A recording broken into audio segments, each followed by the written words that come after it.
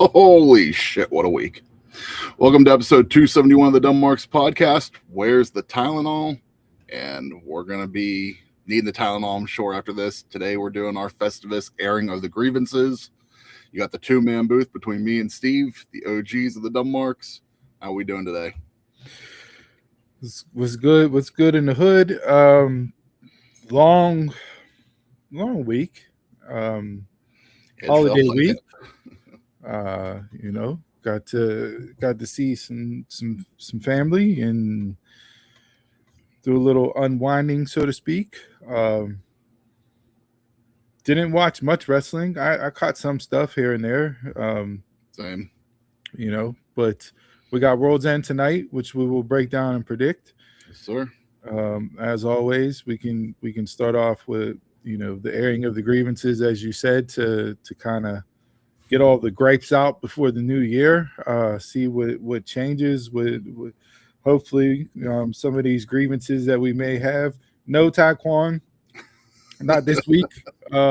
They got voted off working today. Yeah, they got voted off the island. The other boys are out there shoveling. No here. Yeah, no, their regular 9 to 5 job came in and interfered with this podcast today. So they were unable to join, but they give them a day off for the holiday and then take it right back. Take it right back. It's not even a day off. They said, nope. Guess what? Coming into work Saturday. So I mean, well, Ty, everybody else has. So yeah. Well, I mean, we've kept it for the longest. Taekwon. I mean, we kept it going. But nice to see Yins are in the chat. If you have any grievances that you would like to air for the year, doesn't have to be about pro wrestling. It could be about anything. We can go ahead. Like, one of my grievances is that the Pit Bull game is on right now at 11 a.m. and they're playing East Carolina. They should be in New York playing Penn State, but I guess Penn State bitched and didn't want to play Pitt. What else is new? Much like in wrestling, everybody has to be on a pay-per-view anymore, so everybody gets a bowl game now. Well, listen, bowl games are dead. They're irrelevant at this point. So I'm sure I don't even know why I'm going to watch this game, because it'll just make me even more upset as East Carolina just all decked out in 20-yard merch. What can I say? I'm a dumb mark. I continue to just be a glutton for punishment and enjoy the suffering that is being a Pitt fan. Much like the Pirates. As I say, trillions are there. Penguins, as of late, they started off hot, but that's a good one, DJ. I mean, we can get into all that. Does that cover anything of yours today? No, it doesn't.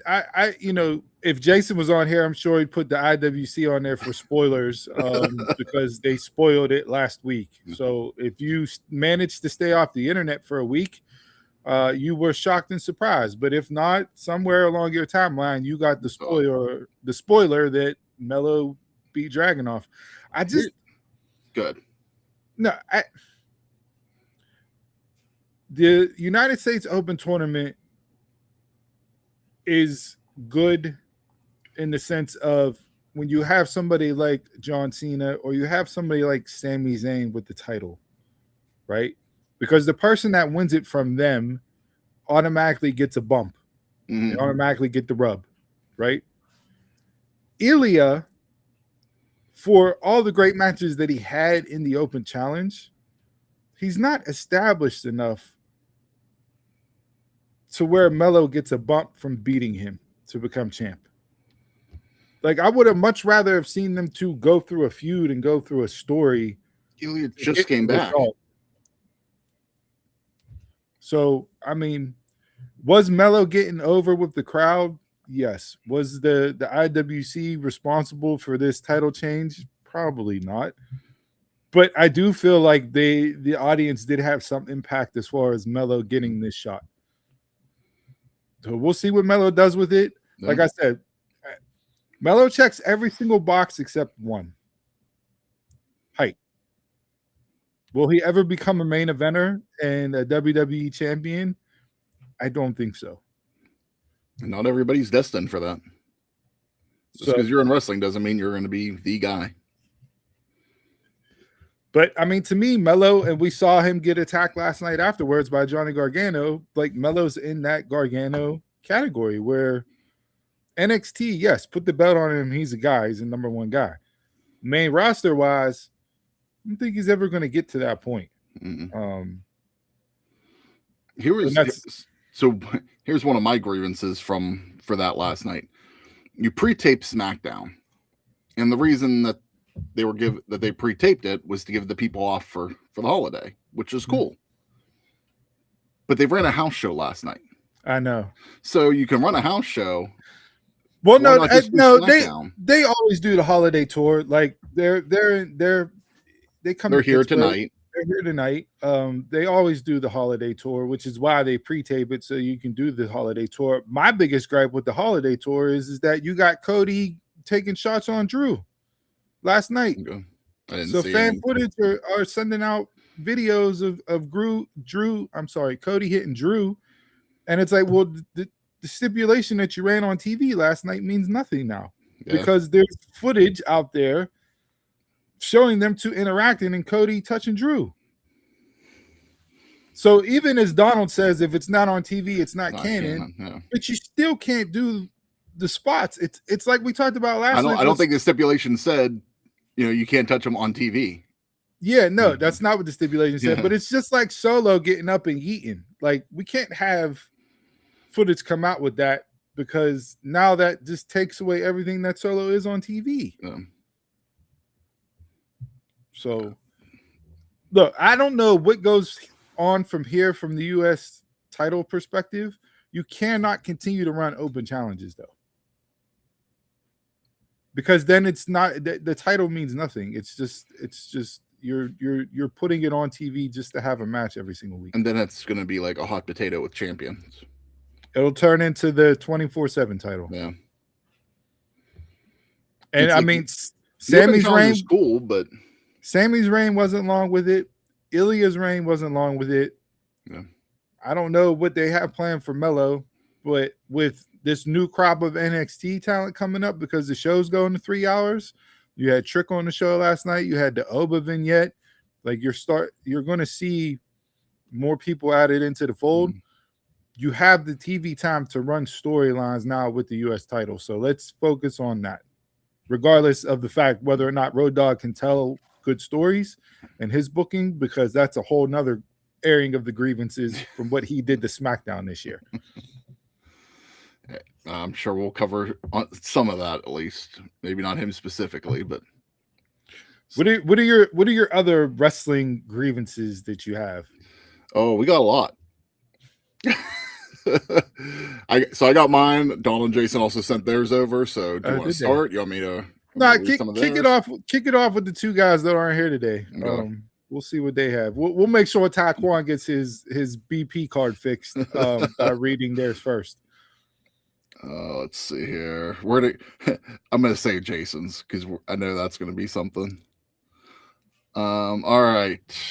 And are these grievances all wrestling related? Yes. Okay. So they didn't go the route of bitching about regular life. They just went the grievance. It's all wrestling related. Yep. Okay. All of mine are too.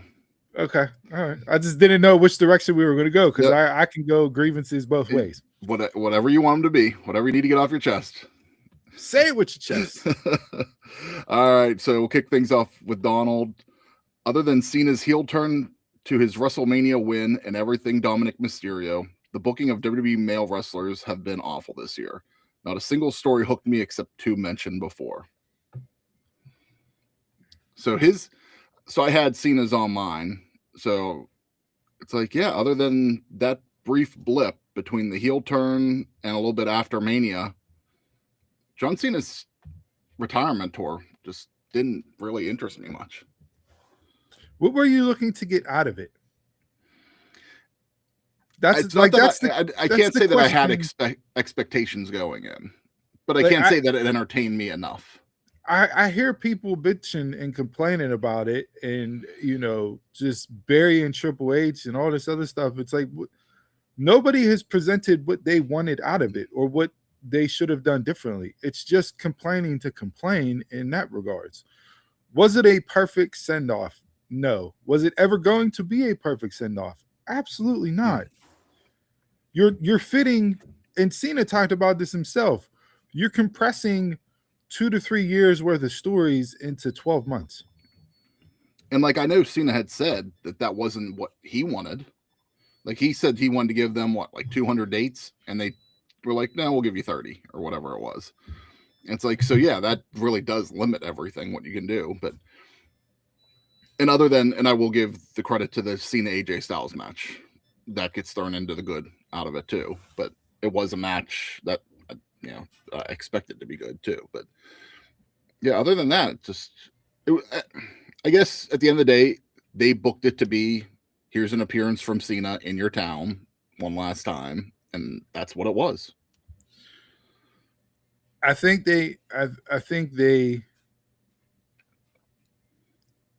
what they originally had planned, obviously they had to pivot away from.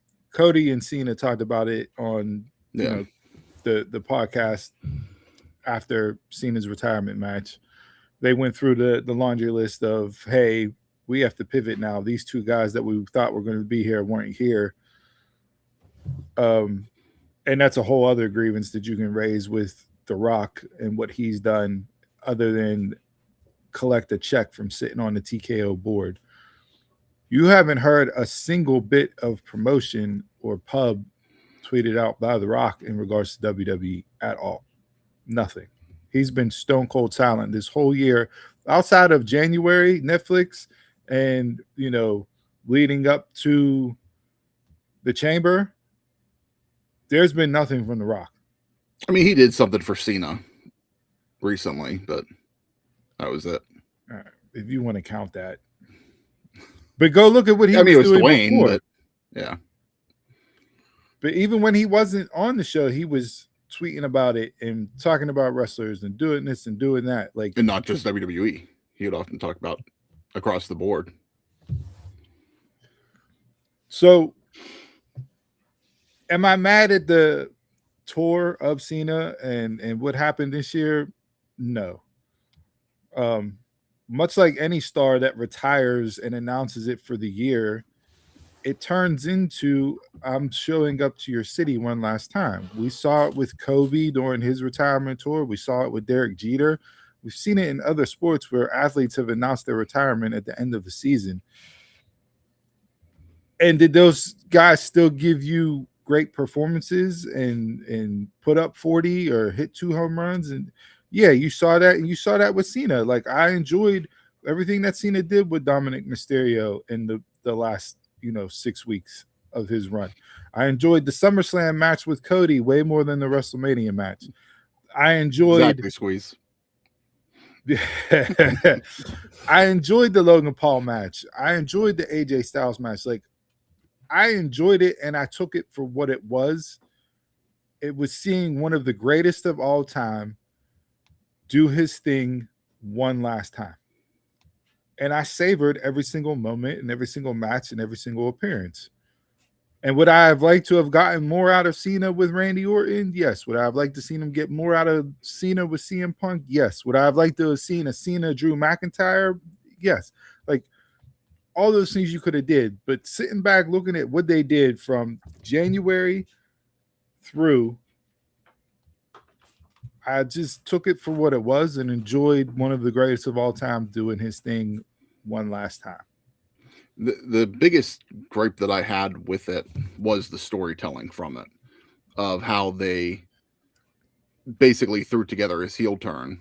And I'm glad they at least tried it. For all the years that, fans wanted, I'm glad they did try it. And it was fine to a point, but then just the way they ended it, to me, was just you can what if it to death. Yeah. What if Travis Scott doesn't pull a no-show and actually shows up for the appearance, and we get the tag match with Travis and John instead of going into the Logan Paul stuff? What if The Rock doesn't just disappear and go away, and we get the moment and the build up through WrestleMania with Rock, Cena, Cody, and the Your Soul and all that. Like, what if? Yeah. They told stories when they could. Other times you just got matches. And for Cena to do what he did going out, I'm satisfied with what I saw. I got my closure. Like John said, Saturday night, going back to Saturday night's main event, every single talk show, radio show, interview he gave leading up to that Saturday night's main event, if you don't show up and get the closure you need, you're never going to get it. I'm done. I will no longer wrestle in ring after Saturday night. Will I make appearances on behalf of WWE? Yes. Will I be in there in my suit and tie and doing Make-A-Wishes? Yes. If you don't get the closure, I don't know what to tell you. So I went in with that Saturday night's main event of this is the last time I will see a GOAT wrestle. This is the last time a generational talent that harkens back to me being 25 years younger is there. A true rise up from nothing to top guy. Yep. Like, it was what it was. And if you don't have closure on that, then I don't know what to tell you.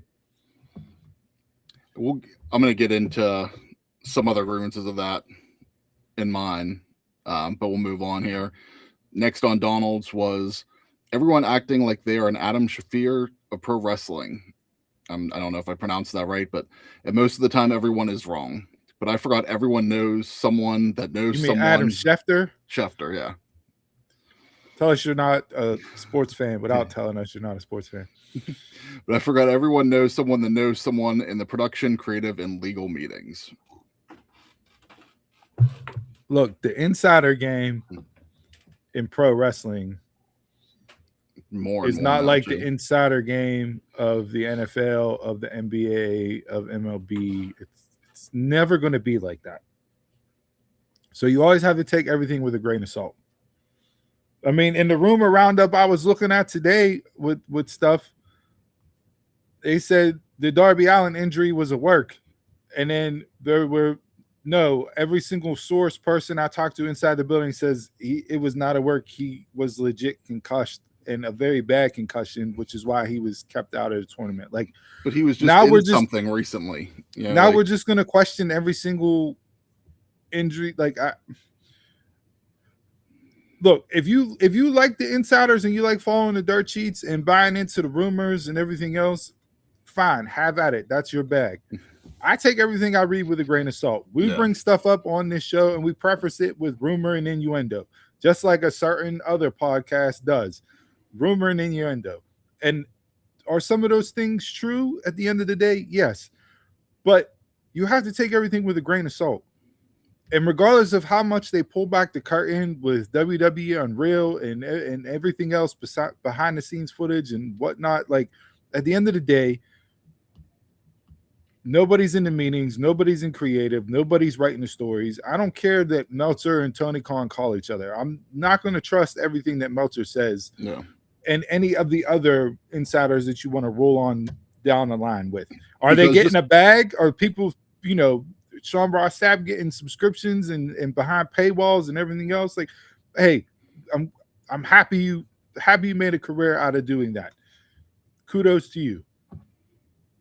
But at the same time, like, I'm not going to look at your source off and your reporting like I would a Schefter and Ian Rappaport, a Jeff Passan, Woj, Shams in the NBA now. Like, I'm just not going to do it. And I mean, we talk about all the time of cards subject to change too. Like, just because when they report on the rumor, whether it's a week out, a month out, whatever, doesn't mean that's how it's going to play out. Yeah, like today they're already like, it's Roman Reigns is going to win the Royal Rumble. He's the betting odds favorite. No. It's like, okay. That's going to change how many times the next over a month till it actually happens. Yeah, like, what I will say is, and this is a grievance on my behalf, just with just recent booking based off of the last week or two. You're getting Braun Breaker and CM Punk on January 5th. NXT is doing another, New big Year's Evil title match and everything. Cody and Drew is now on the 9th in Berlin, a SmackDown, right? Yeah. Like, you're doing all these big things, and 3 weeks later, it's the Rumble. And what, 2 weeks before that is a Saturday night's main event. So my grievance is that you're saving nothing for pay-per-views. They don't mean anything. They don't mean anything. Mm. And that's across the board with name your promotion. Pay-per-views do not mean anything. Yeah. All it is to get you to buy or keep a monthly subscription to quote unquote watch a bigger show that in all actuality is not a big show.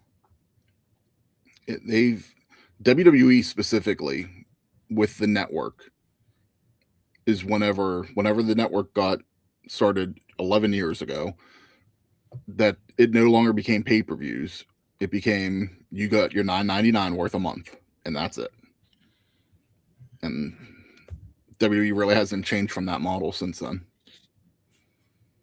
So what? Cody and Drew are going to wrestle in this 3 stages of hell match on January 9th. Drew's going to get one he's going to get one pinfall, end up losing to Cody 2-1. So Drew doesn't look quote unquote weaker, even though he's shot to shit if he doesn't win this. He's not winning it. For Cody to face who at the Rumble? Drew again? Like, what are we doing? And do you want to have a bigger show for SmackDown because it's in Berlin on January 9th? Fine. You're going back to 3 hours. Yep. You can do different things to load it up, but you're giving away everything to where the card for the pay-per-view, and this is where TKO comes in. This is the UFC model. Mm-hmm. This is the UFC of we have so many pay-per-views, we have so many specials, fight nights, everything, that the quote-unquote big cards with the quote-unquote big name fighters mean absolutely nothing, because I've watched freaking hours of UFC fights before the card. I mean, I said this whenever it was announced that I was afraid that they were going to do exactly what they did to UFC and oversaturate the market too much. And that's exactly what they're doing with this. Part of the reason why I haven't enjoyed WWE as much. Like, yeah, I can't even tell you the last time I really watched UFC. And it's like, maybe now I'll tune in occasionally, because it's going to be on Paramount for free. But I can't tell you the last time I sat and watched a WWE PLE. Survivor Series, just because it was Survivor Series. Yeah, and I didn't even enjoy that. But anything that's been since ESPN launched with WrestlePalooza, anything that's been on there, I haven't watched. Yeah, because I'm not paying the $30 to watch something that's a watered down version of Monday Night Raw or SmackDown with just bigger names attached to it. And if you feel exactly like Steve on that, head over to dumbmarkspod.com, click the link for Surfshark VPN, so you don't have to pay for the ESPN, and just use a Netflix subscription. Look at this guy in the comments while at work. I see Jason's carrying over the "I'm gonna have a sister on my arm" tagline from last week to try to build himself back up. All right, we got one more for Donald, and I can't wait to see your reaction on this one. Man, he had a lot. This is the third one, and then we'll get into Jason's. Too many wrestlers, active and or retired, have podcasts. I can barely watch the product on TV. Now I need to listen to you do an interview with someone to talk about the business or good old days. Cool, I can keep up with one, but 60, come on now. Needs to be treated like WrestleMania. Everyone doesn't deserve to be on the card. Everyone doesn't need a podcast. I have my regulars that I watch pretty much weekly, and not all of them are former wrestlers either. I'll watch Cody's depending on who the guest is. I've watched maybe 1 or 2 episodes of The Undertaker's, and I could care less because him and Michelle McCool do nothing for me. Yeah. It's literally the person that they have on, whether or not I turn that on. The guy that hosted with him on, what was it, 6 Feet Under, was a good host. Like, he was able to be the good moderator between Taker and the guest. And Michelle doesn't do that. Nah, it's just bland, boring. Yeah. You know, it's just another place for her to keep her name out there. Rikishi, I'm not listening to Rikishi's. I'm not listening to Devon Dudley's. You know, I don't have Sirius no more. So like the Busted Open stuff, I'll catch, you know, the YouTube clips of their stuff from different shows, and that. But they have a rotation of people. Some I want to hear from, others I could care less about. I mean, like anything else, look, do we need to have this show? Who knows? Right? Like, who really knows? We're four marks who love wrestling, and we come on and talk about it and hopefully entertain you guys for an hour and a half each and every single Saturday. Should we put more effort into it and do more? Absolutely. But it's just like, I mean, Maven's is a good one. Yeah. But like, that's the podcast game in every single market that you look in. There's a lot of it. All right. Let's get into Jason's. So I'll preface his before. Donald calls himself the wrestling fan who hates wrestling, as we all know. Jason says, 2025 reaffirmed that I am still a wrestling fan that hates wrestling fans. This dude keeps doing the gimmick every single time. It's just, I mean, I think Jason's mush of the year was the IWC for sure. He put them on more than, anything that went on from an on-air programming perspective. I think we're more in tune with what the IWC does and the fans and everything else because of how we cover this and how we talk about it. So we see more of that in the algorithms and the timelines, regardless of what app you're on. Do I think it's a consensus across the board? No. I'm over the tribalism of, WWE versus AEW. That's over and worn out. Doesn't make any sense at all.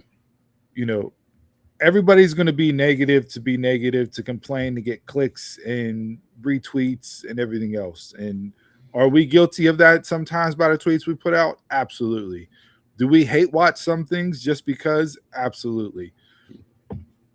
But I think at the end of the day, regardless of what you're listening to or when you tune into this show, we try to do a good job of pointing out both positives from the week and negatives from the week, regardless of what the week gave us. Yeah.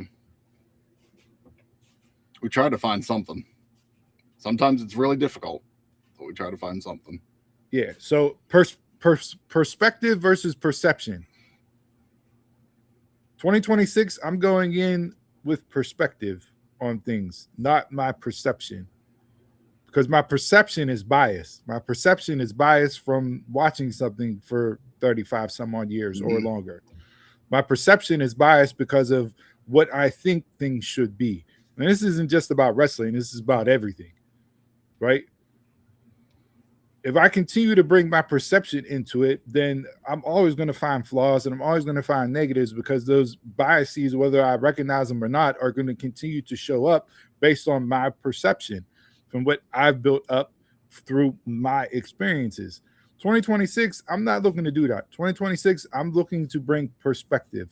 So as situations are, I'm going to bring my perspective based on what those situations present as themselves. All right, up next for Jason. I can't wait to hear your take on this one. Cody is a better champion than Roman Reigns. Roman just had a supporting cast that delivered. He can go bleep himself. What part of Cody's title run now, or the first title run, has been memorable at all? If you sandwich both title runs together from Cody and just make it one big long run, one, it's still not as long as Roman Reigns' run. Two, it hasn't built a single person up. Three, it's known for the loss that gave John Cena the 17 that broke Flair's record of most championships won.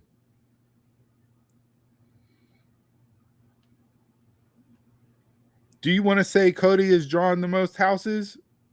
I won't. To be determined. This whole 12-month run of Cody being champ, losing it, and then being champ again was supported by what? Oh, this year was Cena. I mean, Cody said that. And I'm not, I don't want to sound like I'm shitting all over Cody's run, but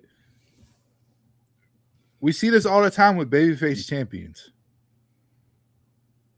The actual babyface run is not as good as the chase to get the title.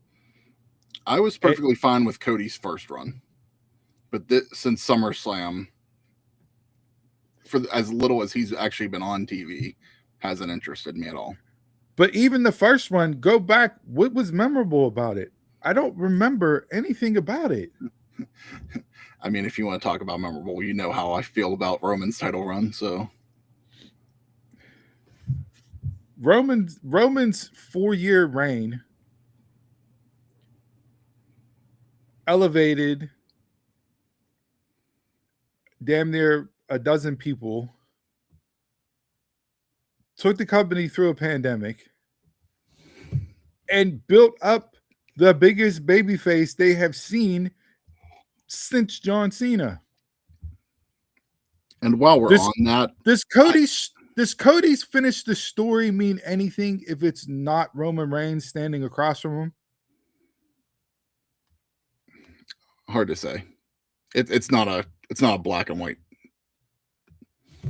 DJ, again, I'm not trying to crap on everything that's surrounding Cody. All I'm saying is that based on Jason's grievance, and I don't even know if you call it a grievance, but saying that Cody's a better champion, what's your criteria? What are you using? What metrics are you using? What stats are you using? Doesn't have to use stats or anything. It's just his opinion. But tell me why. He's enjoyed it. You can give me your opinion. Maybe it's entertained him more. You know. All right. Listen, there's going to be a lot of work for somebody to take over that Roman Reigns title run from being a better champion and more memorable. And last for Jason. In no world should Maxine Dupree and Harley Cameron be main roster champs at the same time. Yes. Shut his ass up. Shut him up. Don't even read the rest of it. We're to finish it.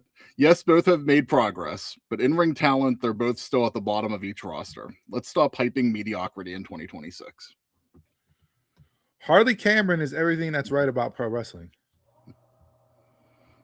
Harley Cameron is AEW's version of Chelsea Green. Every single time she's on TV, she's entertaining. Yeah. She was on Ariel Helwani's show 2 weeks ago, I think it was. She got hired to AEW after having 3 matches. She got trained by Sean Spears and Tyler Breeze at Flatbacks.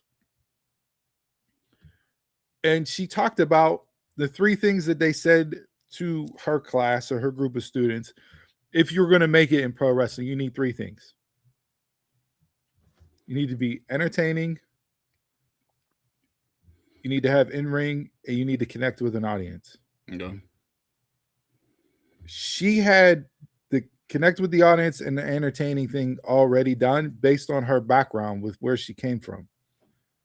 She's performed on stage. She sang. She's done all those things. She's similar to Lana in that aspect, right? Lana had the performance aspect of pro wrestling down because of her prior career. her real life job. Being right? an entertainer. Yeah. Yeah. So the in-ring thing is what she needed to focus on and what she needed to build up to actually get, the quote unquote Holy Trinity. Harley, where she's at now versus where she was when she first started, is leaps and miles ahead of where she was. Maxine has also improved. Definitely. Maxine has definitely improved. So is there still work? Yes, but it's definitely been improved. And the same for me is same for Harley, because in the title match for the tag team championships, that's one of the things I thought that, like, I was watching, it's like, okay, Harley isn't there yet. No, like she's improved, but there's still work. Was she the weakest in-ring worker out of the 4 women in that title match? Absolutely. But they didn't put the AEW Women's Championship on her. Yeah. She's in an entertaining women's tag team who is over with the crowd, who has the next woman in line to be the woman, in my opinion, in Willow, who checks every single box there is. And what better way to have her continue to grow to be paired with somebody like that? Yeah, that can help her. And I think, and you already said it, and we've said it numerous times on here too, how Willow's ready to take that next leap into the main title picture.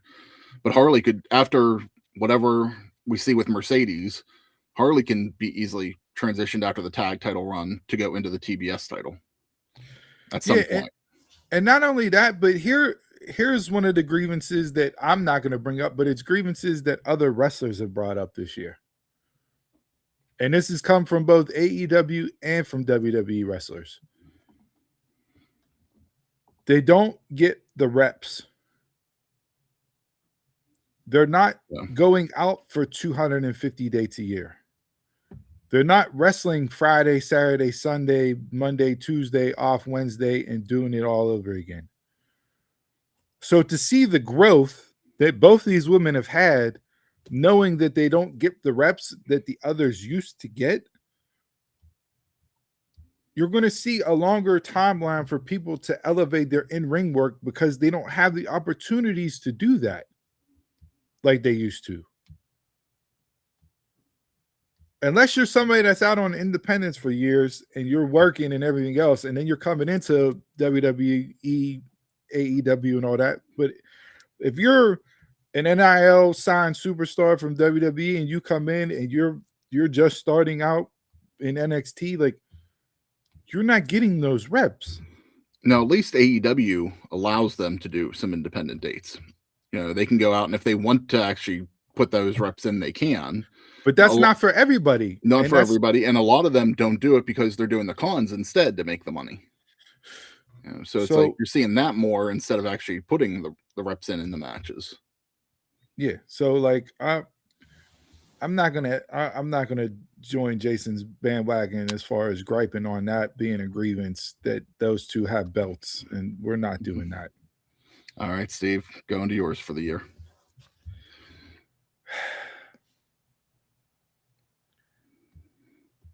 I think, and I've already touched on this, so I'm not going to spend a whole lot of time, but it's the fact that nothing in pro wrestling feels big anymore. Pause.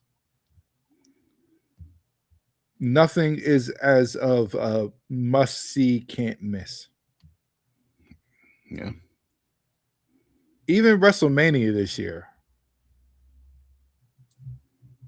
No, like, nothing is bringing me to, I have to see this pay-per-view. And I think it is part of the being oversaturated too.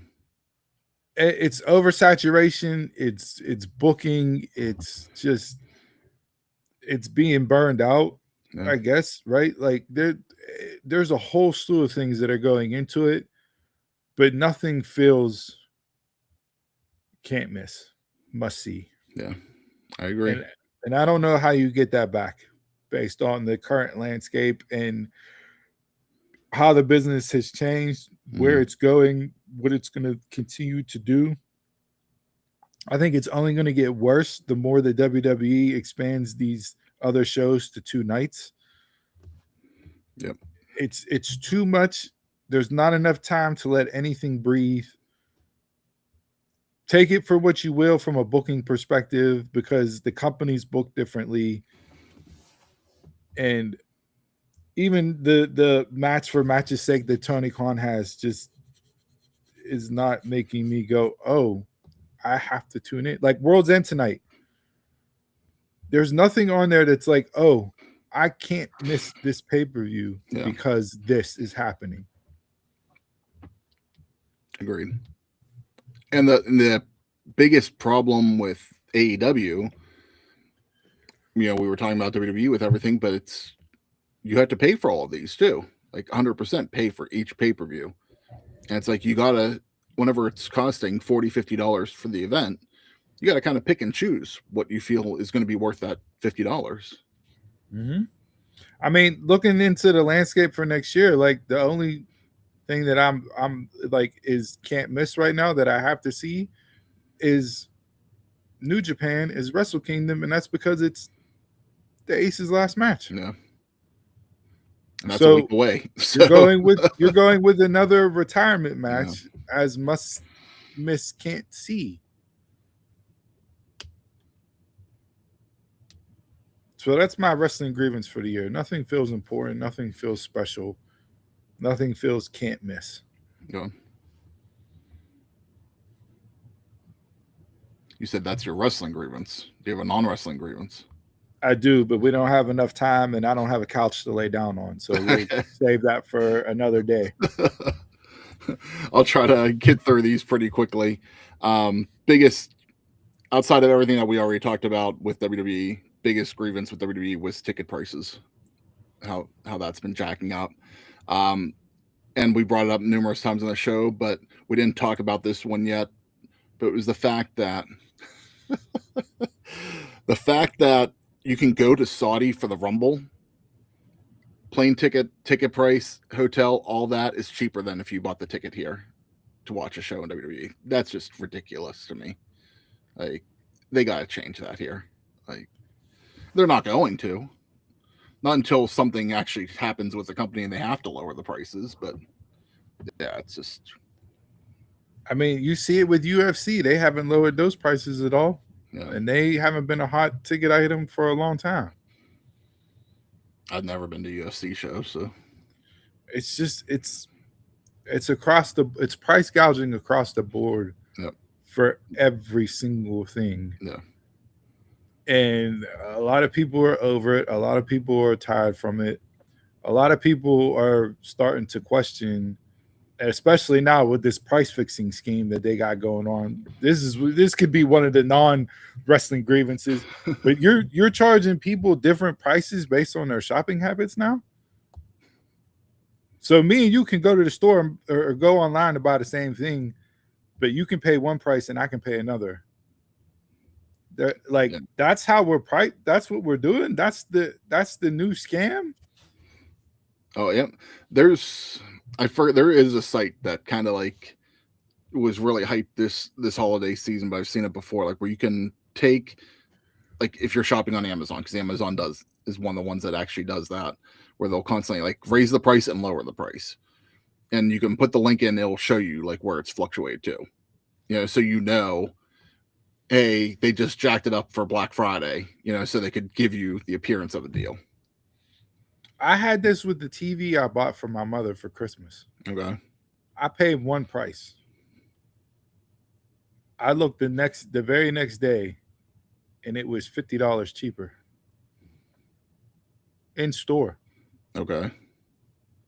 And I'm like, that's interesting, because you already had it marked down from what it supposedly originally cost. Mm-hmm. And that's within a 24-hour period. Yeah, that's ridiculous. So and not only that there's one item I bought and I had to go back in and buy it. And when they rang it up, I'm like, bro, that's with what the sticker price was, and then I had a $15 gift card to use towards it, right? So I'm thinking, all right, not going to save a whole lot, but I'm saving money originally plus the $15 off, and he rang it up, and it was only a $5 difference, and I'm like, bro, it says this on the sticker, and I'm giving you $15 off. How's this? And he's like, oh, it's $12 just in taxes. And don't forget those tariffs on top. Yeah. So you talk about like not doing shit next year in 2026, right? And being frugal Frank and penny pinching Pete. You got to do it. Yeah. If you don't, then it's just gonna get worse and worse. Yeah. So those are your grievances. You still got more? Yeah, that was just the ticket prices. This one is kind of going to go into my mush for the week at the same time, but WWE and creative, how it needs to get better. We need to get better than the mediocrity that it's been this past year. But my mush for the week is Bruce Pritchard, and the reason is he had on his podcast, we're talking about podcasts, he was talking about Jim Johnston and how all of Jim Johnston's work was the same after a while. He goes, every theme song sounded like Bam Bam Bigelow's theme song after a while. He goes, I thought his work was great, but when you have so much of it, it can sound the same. Instead of getting more help, you want to keep more control. Let go, man. Take the help. Dude, I can say the same thing to you. Like that, if that doesn't explain your creativity in WWE and even AEW, because we can get into that too, but like that, you're run creative and it's the same shit constantly. I got nothing to say on that. It's a lack of creativity across the board. Yeah. And I'm just going to speedball from what I was going to talk about with AEW.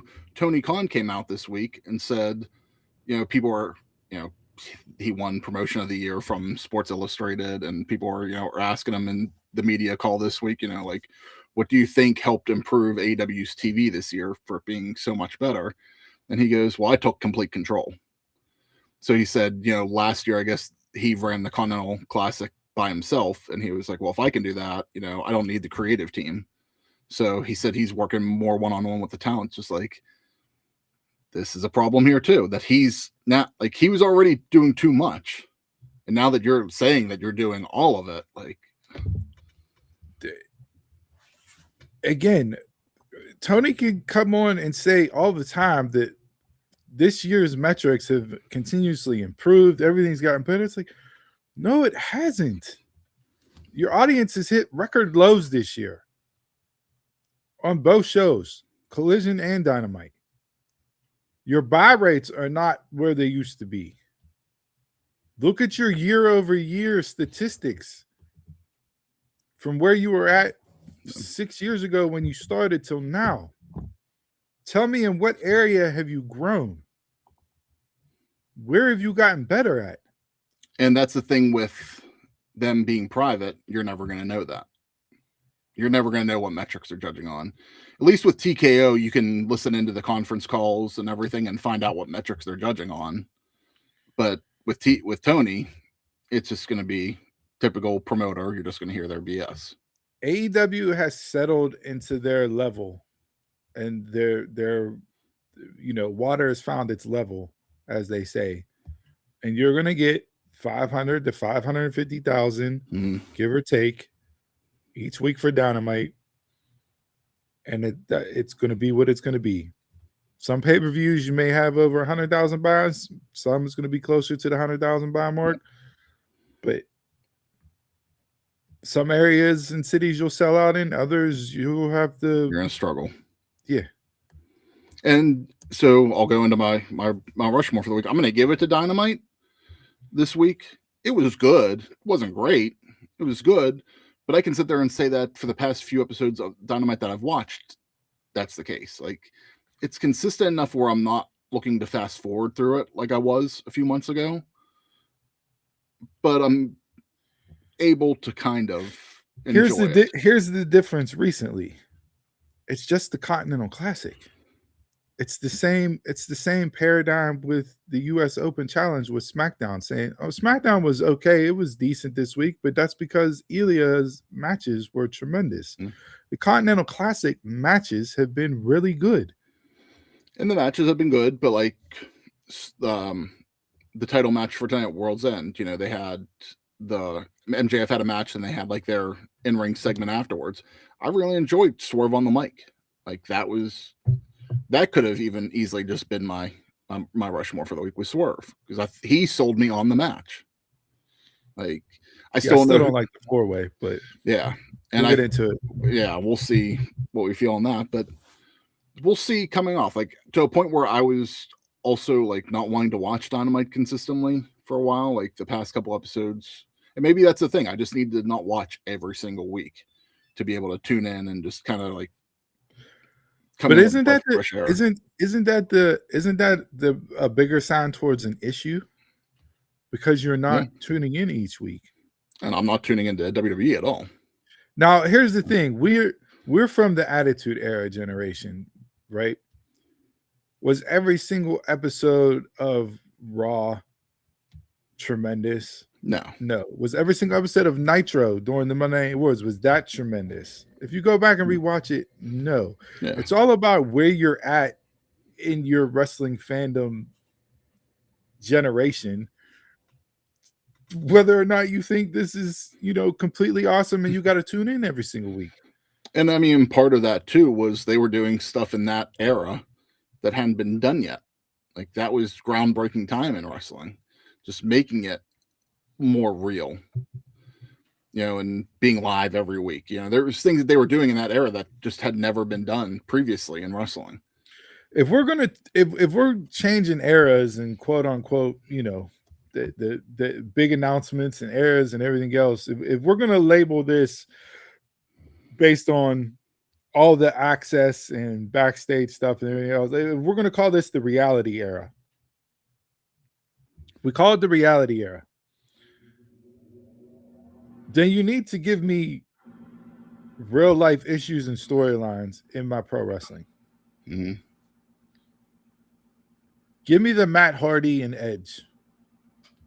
And it doesn't have to be real, but you could write that from a reality TV perspective.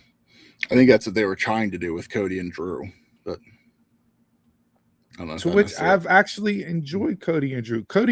Drew McIntyre was my Mount Rushmore this week. Okay. Based on everything he did last night on SmackDown. And, I mean, from the apology to the referee, to him belittling him, to everything he said about Cody and all that, like, it's Drew being can't miss TV when Drew's on TV. But am I excited for the match? No, because I know what's going to happen, and I already said it earlier. Yep. So, yeah, again, it's not making me want to buy the ticket or to tune on SmackDown on the 9th to see Drew beat Cody. I know the outcome. Doesn't mean they can't deliver building up, but Braun Breaker has been tremendous. Promo vignettes and everything else. But when are he and CM Punk going to stand across the ring from each other and have a conversation and a promo? To see if you can really run with the big dogs. Yeah. Because all they've done is cut individual promos. Maybe that's why. So, like, where's the evolution of it? Mm-hmm. I mean, you only have this Monday to do that. And I don't see them doing that. Yeah. And so if they don't, then maybe there's specifically a reason why they're not doing it. I mean, is it done to protect Braun? Potentially. But reality era, you're talking about, Scott Steiner and Rick Steiner, and he's talking about your wife. Like, yeah, we can get real personal with this. Mm-hmm. But again, don't show me you two laughing and hugging in the back on Unreal. And it's like, okay. Or another backstage video. So, So that was your Rushmore. What was your mush? There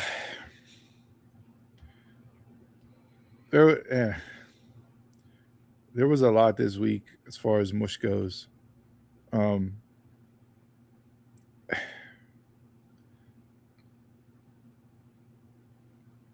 I think just my mush overall is the pre-tapes for the holiday week. And I know that it's done to give the talent off, and I'm not saying that you should be going live on Christmas Eve and whatnot, right? But you can tell when things come about this time of year and when things are phoned in. Mm-hmm. And again, going back to if you're going to give me a reason to tune in, it's you're competing, and I get why they're doing it, because you're competing with NBA slate, you're competing with NFL now on Christmas Eve, right? You're competing with bowl games, you're competing with family time with friends, like all of that. But don't expect then the numbers to be what they are and tout ratings and this, that, and the other and use it as arguments, because you're phoning it in. So if you're phoning it in, then why am I going to care? And it's generally like the consensus is that way every year around this time. You know, the Thea Hale, Blake Monroe stuff. Do I think Lash Legends should have lost to Charlotte Flair last night? No. That is what it is. And now we're getting the Kabuki Warriors, Charlotte, Alexa, Nia. We're getting that multi-team tag match next week. Like, where's Jay Cargill at? What's going on there? Where the hell has Randy Orton been? Yeah, the rumor I'd seen was that Creative had nothing for him. It's like the fact that if that's true that Creative has nothing for him is ridiculous. And rumor today is that he's supposed to be head of a new faction starting next year. I saw that one too. Yeah, it's like, but it's just like, you know, yeah, just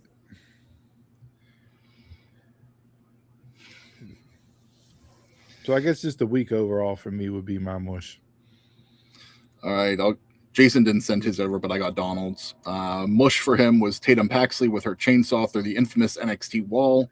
The spot is so old now. Please go back to the dangerous parking lot. Yeah, that was bad. That was bad.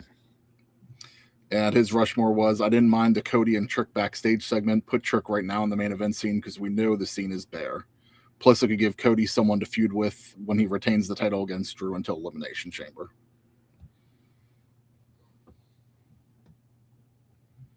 We'll see if that happens, but yeah, I mean, like I said, there were a lot of highlights with stuff this week. The Takeshita match was really good. Braun Breaker on Monday night was good.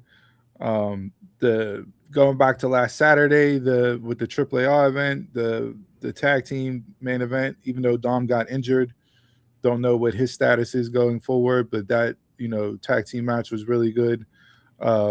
Javon Evans, I thought, had a breakout moment this week with Ricky Starks on NXT. So it wasn't last week. He was on every single show.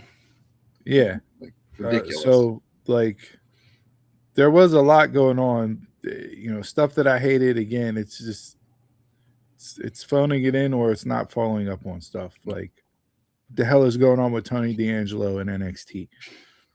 What are we doing there? Like, I have no interest in that at all. You know, it's just, yeah. I'll get into some of the AEW stuff when we run through this card, but anything else before we start the card? Nah, man. All right, guys, hit us up in the comments. Let us know what your mush or Mount Rushmores were from the week. Any of your grievances for 2025. Tune in next Saturday at 11 a.m. when we go over our year-end awards for 2025. So today was the bad. Next week we'll cover the good. Yep, we'll recap and highlight. We got 5 categories to go at it. One of the ones that we will not be discussing is Tag Team of the Year. But we have a nice recap show planned for you guys. Give our awards out from the Dumb Marks podcast and get ready for maybe some predictions for 2026 as far as who we see as breakout stars, etc. All right, so we got 9 cards for AEW Worlds End tonight. 9 cards? 9 matches, sorry. So let's try to get through these pretty quick. We're going to kick off this first one, the Mixed Nuts Mayhem match. Okay, this is a mush just because should be on the Mixed Nuts Mayhem match. This should be on Dynamite or Collision. The Death Riders versus the Conglomeration and Tony Storm. Why? This is because they need to put them on the pay-per-view. That's the only reason for this match. And this is actually on the pay-per-view. On the pay-per-view, yeah. Yeah, we're not even covering the 0 hour stuff. That wasn't even worth it. I hate that this is still a thing. And yeah.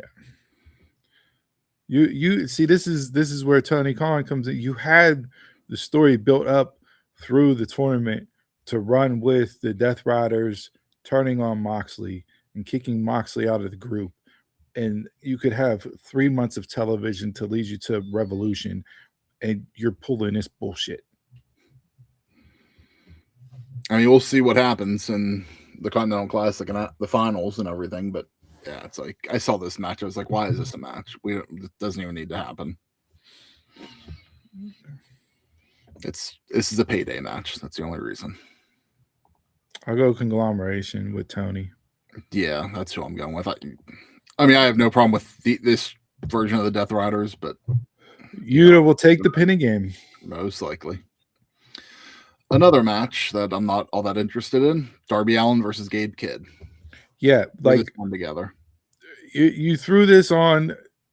Why? Because Darby hooked Gabe up into a body bag and dragged him away before the last pay-per-view. Like this is now the follow-up to that. Gabe Kidd hasn't been seen on TV since then. Yeah. Darby Allin hasn't been seen on TV since he got injured.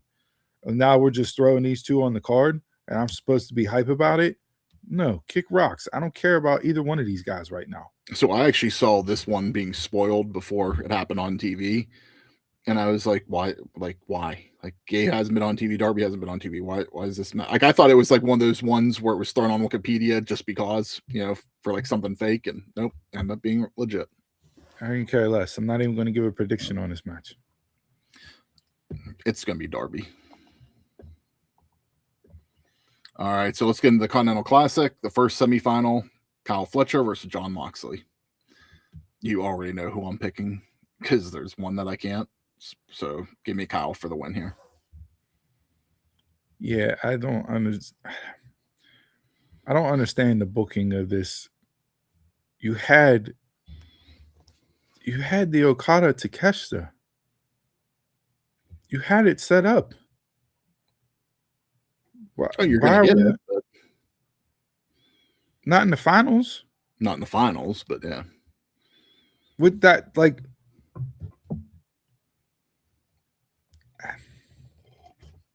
were they in the same bracket or were they in different brackets? No, they were on opposite side. They were on opposite brackets. Then yeah, that should have been the final. Yeah. Yeah. You're teasing all this tension, all this dissension. You're having, the Don Callis family rifts and everything else and all that. Like,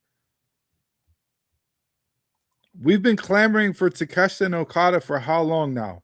And for Tony Khan, who supposedly listens to his audience and books matches for matches' sake, you haven't given it to us yet. Why? Well, you're good tonight. In the semifinal, but give me Kyle. Yeah.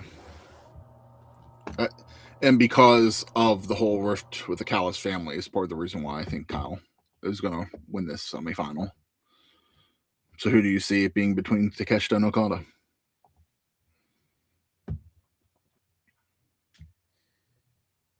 We've already seen Fletcher and Okada in this tournament.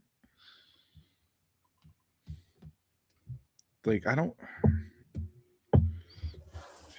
guess give me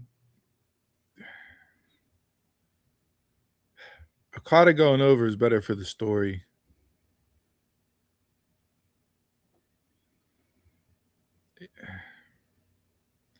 I guess Okada, if he's the greatest tournament wrestler of all time, he has to win, right? I mean, he did win last year, so and retain his title. Yeah. So we have all this tournament for a title that the champion vacated for the champion to win the tournament and keep the title.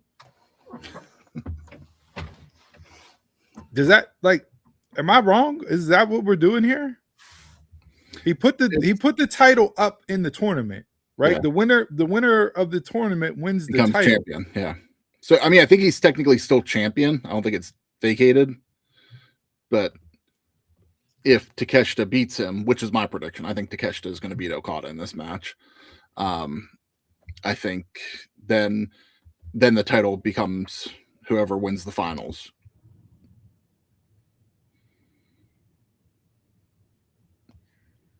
Is this going to be my match of the night? Probably. Is it something that I want to see? Absolutely. Do I want to see it based on it being the semifinals of a tournament for a belt that the champion relinquished to go to the winner? No. Especially when they did the whole unified championship thing. Yeah, and it's not even both belts. It's just the one. He's still the other champion.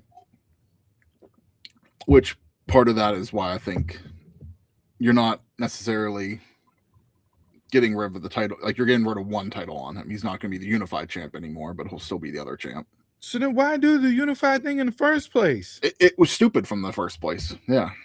Whenever, especially a unified champion, whenever it's not even your main title. You're taking two of your mid-card belts and making a unified champion. Makes not even mid-card. This is like JV titles. Made no sense at all. I'll go Okada.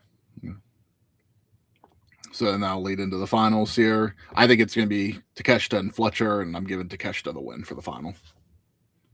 Even though I'd be happy out of the four, as long as it's not Moxley, I'm happy with any of the three winning.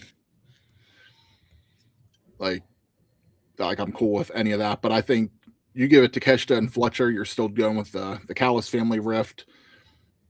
With Takeshita being the New Japan champion, I think he has to get the nod. So what? Okada beats Tanahashi, and then at the end of Wrestle Kingdom, we get a face-off between him and Takeshita, and then they wrestle on a random Dynamite for both the New Japan and the international title.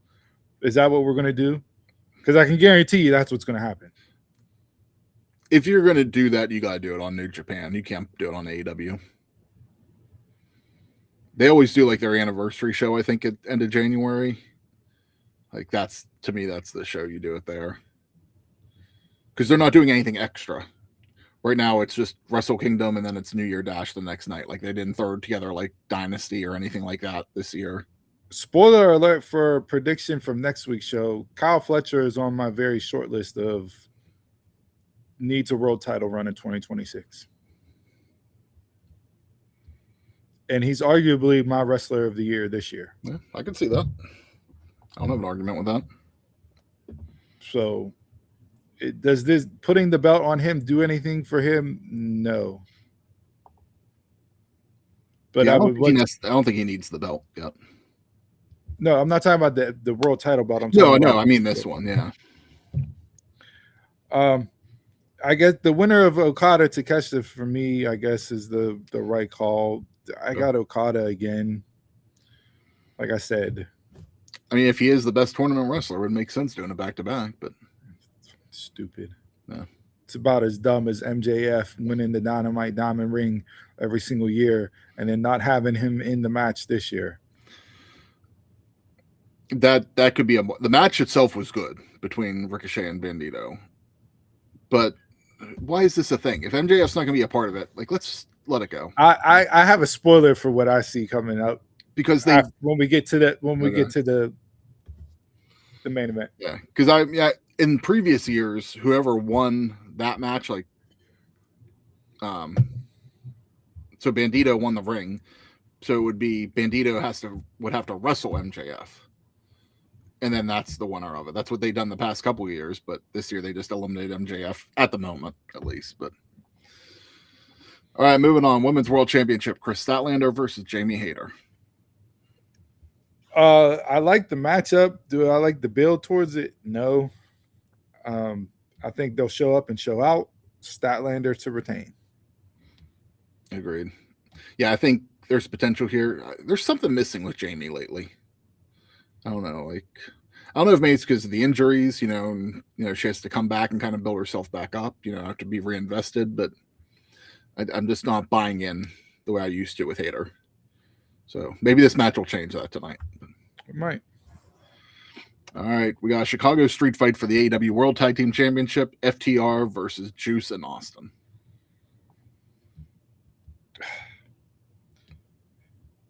I like these four. The pairing, obviously, FTR with Juice and Jay White put on a classic of classics a couple years ago, with the damn near hour-long match that they had. I don't see any reason to take the titles off FTR right now. I hate the fact that it's a street fight. We don't need a gimmick match for these four guys. Like, make it a traditional tag match, and they tear the house down with it. Now we got to add in tricks and everything else, and the FTR is not that type of tag team. That's not where I want to see FTR at. I don't need to see them in a street fight. What was their flips, not fists, not flips? Yeah. So now they're doing gimmicks instead of flips. Give me FTR to retain. Same. I don't see FTR getting the title taken off.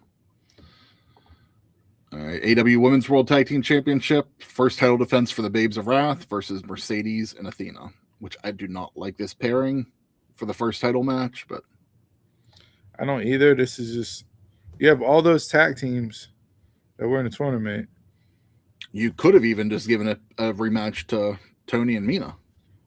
Well, no, you should have gave it to Marina and Megan, which should have been your finals, and not Tony and Mina.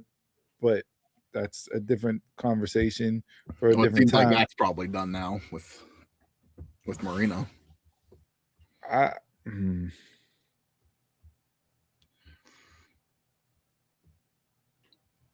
Mercedes has lost 2 belts. Yep. But she's also retained a belt. Athena is your always forever women's champion in ROH. Why do you have Mercedes Moné, who is arguably your biggest women's draw, on your roster in a tag team? For no reason. Why have you had Mercedes Moné just be your TBS championship for almost a year now and not done anything with it? The focus has been on the collecting, nothing else. So I guess the logic here, if we're going to try to find some logic, is that Mercedes has lost 2 belts and is trying to collect another to add one back in here. But if you take the titles off of Babes of Wrath when they just won them, you're basically doing what Mercedes left WWE for. So that wouldn't make sense at all, which I don't think that's what's going to happen here tonight. But why are we doing this to Mercedes and Athena then? Well, then let's go logic booking with that aspect to carry over. She's trying to collect another belt after losing 2. Then Babes of Wrath retain, and Mercedes goes after the ROH women's title from Athena. Cool. Yeah, Babes of Wrath are retaining this. Who takes the pin? Athena. Unfortunately. And finally, AEW World Championship, the Fatal 4-Way, Joe, Swerve, Hangman, MJF. All right, so I talked about this on last week's show, and the booking of what they did on Dynamite just hammers the point home even more for me. MJF is winning this match tonight. There's no reason that you've done what you've presented on television if MJF is not winning this title tonight. So MJF will win. He will face Bandito at Maximum Carnage. Okay. With their next branded Dynamite special, I guess. And that will be for the title versus the Diamond Ring. And MJF will win the Diamond Ring for the 6th year in a row. Okay. They put themselves in a bad situation in this match. Joe doesn't deserve to be a transitional champion. No. And you put the title on him. Everybody, the feeling that I've been seeing online is what you said. MJF needs the win, or why did they insert him in this match? That is the what's the word I'm looking for here? Like the unknown, that it's a fatal 4-way that anybody can win. So you have that mystique in here that anybody could win at any time. The other one I'm seeing is people think Swerve should win. So it's between Swerve and MJF that I've been seeing online that should actually win. I don't know. I just feel like if you wanted to take the title off of Hangman, why didn't you just wait till this event? Why did you put on Joe last month? I mean, I guess to make Hangman look strong and have him not lose to MJF, but in this match, Hangman didn't need to take the pin. And MJF, before he went on hiatus to, do his honeymoon and film a movie, cut the promo on Hangman that said he was coming back for Hangman when he came back. Sitting on the stairs, and they're like, you know what I mean? Like so you had that. You had story. You had story for it. And now you're just randomly doing this. Again, this is the MJF Drew McIntyre booking paradigm that both men have to win based on what they've presented. One will, one won't. And I think MJF will be the one out of the two from a must-win perspective that gets the actual win. I could see every single person here being like taking the title home. Like I could justify every single one of them. Hangman's the only one that I can't see in this fatal 4-way. It's like, but like the whole thing with Hangman and Swerve lately, like them being buddy too much, it feels like we're getting a tag team out of the two of them. Like there's been too much of that lately, like to make it seem like they're just going to do their thing. I really don't know where to go with this. Like MJF is kind of like what my gut's telling me. My gut is my preference is to keep the belt on Joe. That's the other one. But like, based on what they presented, I'm going MJF.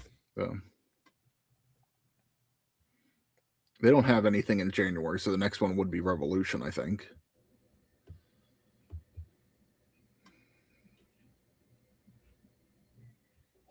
Give me Joe to retain.